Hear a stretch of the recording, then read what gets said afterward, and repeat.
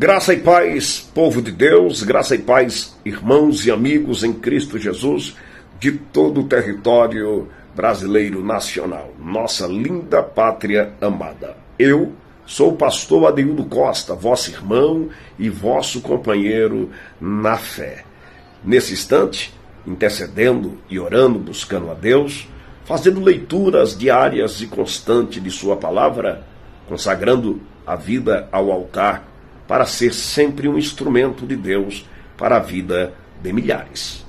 Assim seja feito a vontade de Cristo Jesus.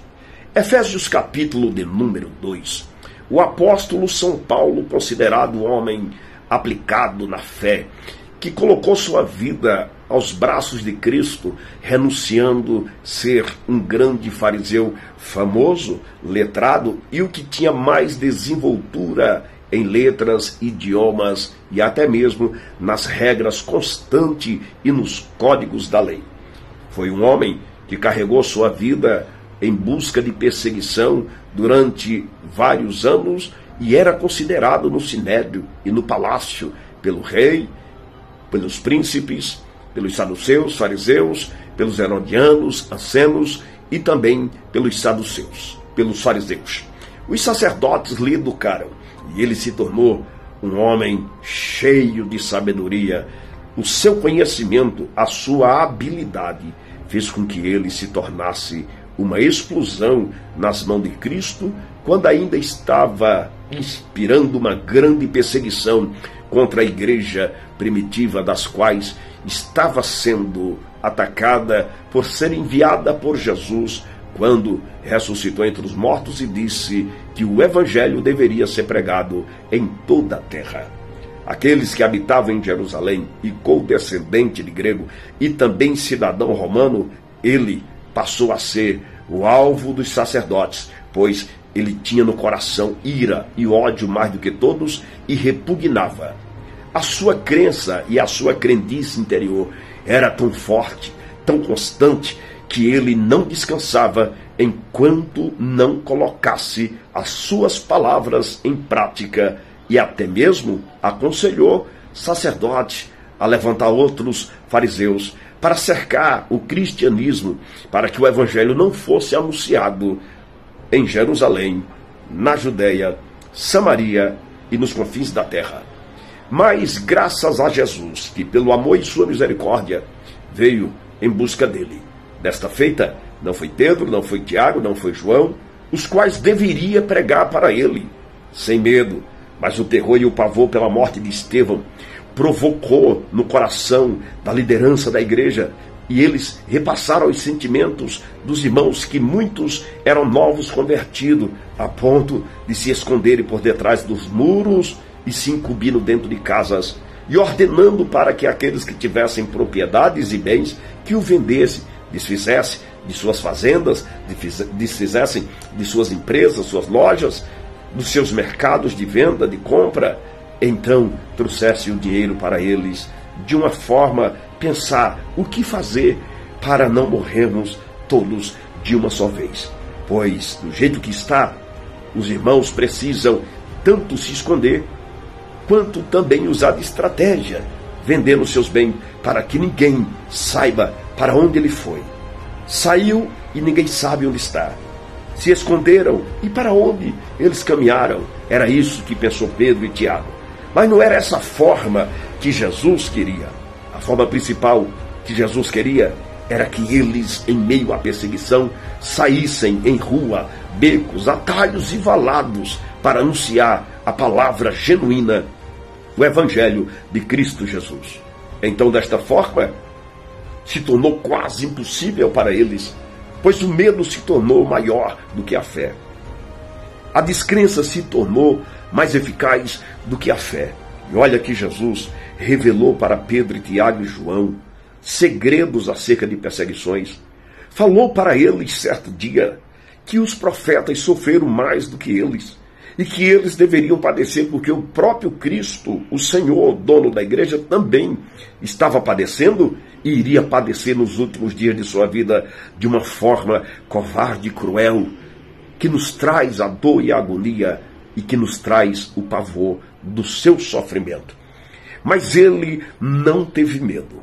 A cruz que ele carregou, a coroa que ele aceitou, os chicotes e as chibatadas que sobre suas costas abriram sua carne e sua pele, feriram seus nervos e machucaram seus ossos, pontapés, canadas, pedradas, cuspe no seu rosto, chutes na sua cabeça, chutes sobre seu abdômen, fizeram dele como se fosse um trapo. Mas graças a ele, que aceitou no Getsêmani, quando ele entrou em decisão final, e ele disse, seja feito então a tua vontade, ele não teve medo. Jesus mostrou sua glória para Pedro, Tiago e João, coisas que ninguém no passado teve esse privilégio. Revelou Elias, revelou Moisés diante dos seus olhos, e ele mesmo glorificado. Quando Jesus tomou esta decisão e subiu o monte para revelar esta grandeza inefável, inexplicável, incomparável, dando voto de confiança, Jesus estava dizendo para eles, no dia em que a perseguição dobrar, quando a mortandade vier sobre vós e vos açoitar, quando as lágrimas rolarem sobre as ruas de Jerusalém e o sangue gotejar sobre as pedras e sobre a areia e a terra, quando os vestidos vossos forem rasgados e quando as sandálias forem arrancadas, quando o vosso corpo for a única e a última forma que representa a vida e vocês estiverem presos, apanhando, sendo arrastado por cavalos bárbaros, cortando pedaços de vossos corpos, era isso que Jesus tentou dizer. Diga-me, igreja, que não desista, pois se o grão não morrer, não haverá vida para o trigo. É necessário, vocês sofrem hoje, choram hoje, padecem hoje, derramam lágrima hoje, mas amanhã eu garanto o porvir para vocês. Era isso que ele estava dizendo.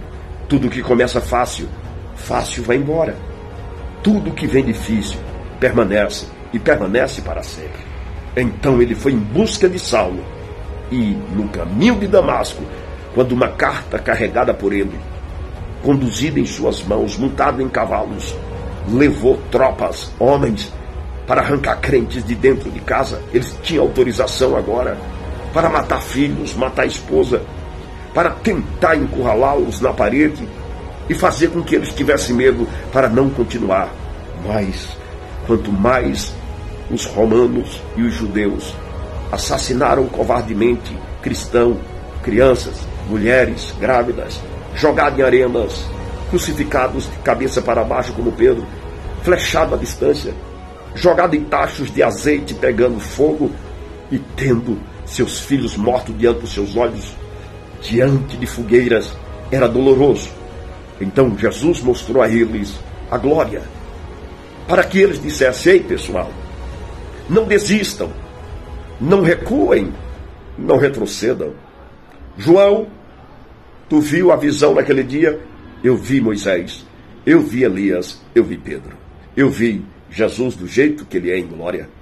E você, Pedro, também vi Moisés, vi Elias e vi Jesus em glória, glorificado. E você, Tiago, também eu vi em glória, e eu vi Elias, e eu vi Moisés. Era isso que Jesus colocou naquela revelação no monte, para que eles dissessem aos queridos e às queridas irmãs em Deus, que não desistisse, não tivesse medo, pois aquele que perde a sua vida e renuncia aqui na terra, achá-la um dia na eternidade. Pastor Adeudo Costa, vosso amigo e vosso irmão em Cristo Jesus.